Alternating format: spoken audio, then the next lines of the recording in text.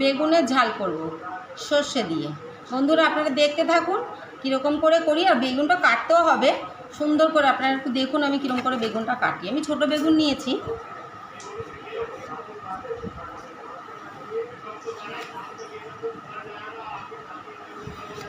এই যে এরকম করে বেগুন কাটবো।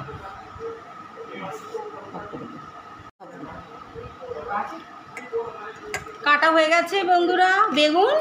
এই বেগুনটা একটু কেমন আছে, আর এগুলো সবই সুন্দর বেগুন, কচি কচি, একটু কচি বেগুন দিয়েই ভালো লাগে।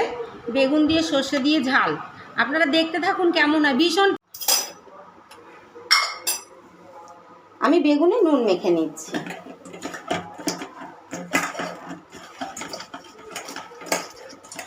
নুনটা মেখে আমি মিনিট 2 রাখবো, তারপর আমি বেগুনটা ভাজা করব। বেগুনে নুন হলুদ মাখা হয়ে গেছে।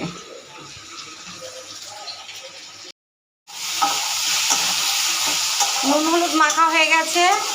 এবার আমি বেগুনগুলো একটা একটা করে ভাজবো। একটু বেশি তেলে ভাজতে হয়।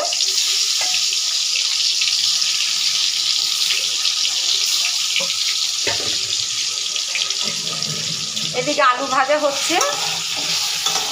আজকে মঙ্গলবার, আমাদের নিরামিষ। আচ্ছা, আমাকে একজন বন্ধু বলেছেন যে আপনি শুধু দুপুরবেলা রান্না করেন, রাতের রান্না করবে দেখাবেন না। তা বন্ধু, আপনার উদ্দেশ্যে আমি বলছি, আজকে আমি আপনার জন্যই আমি বেগুনের ঝাল করছি বিকেলে রুটি দিয়ে খাবার জন্য। আপনি দেখবেন কিন্তু কমেন্ট। এক পিঠ হয়ে গেছে, উল্টে দিচ্ছি আরেক পিঠ। একটা ধার হয়ে গেছে।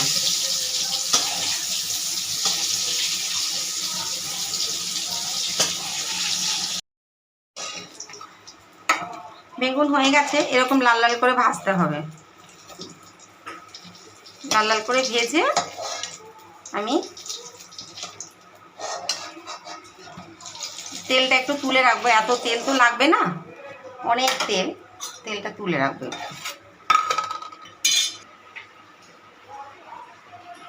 এবার দিয়ে দেবো সর্ষের তেল। আমি ওই তেলটা তুলে নিয়েছি, কেননা তরকারিটা ঠিক রং ভালো আসবে না। তেলটা তুলে নিলাম, তেলটা তুলে নিয়েছি। এবার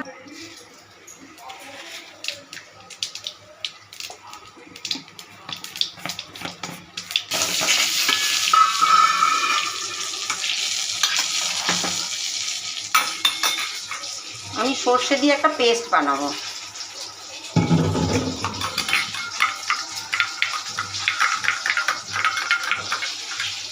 এবার এইটা আমি দিয়ে দিলাম।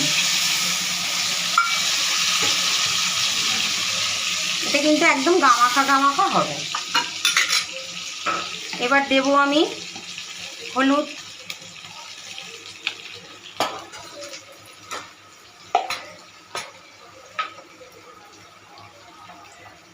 দেবো লঙ্কার গুঁড়ো, দেবো নুন,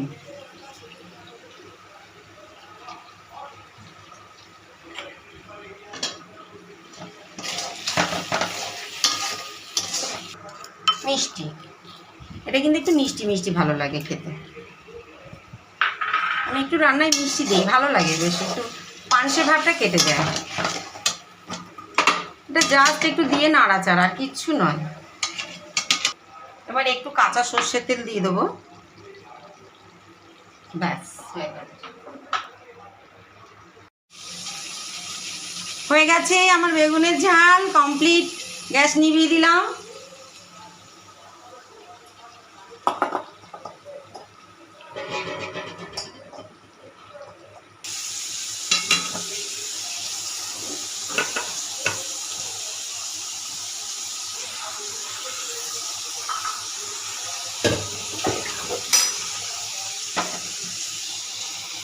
কেমন হয়েছে দেখে বলবেন, কমেন্ট করবেন। আর কে কোত্থেকে দেখছেন অবশ্যই জানাবেন। লাইক কমেন্ট করতে কিন্তু ভুলবেন।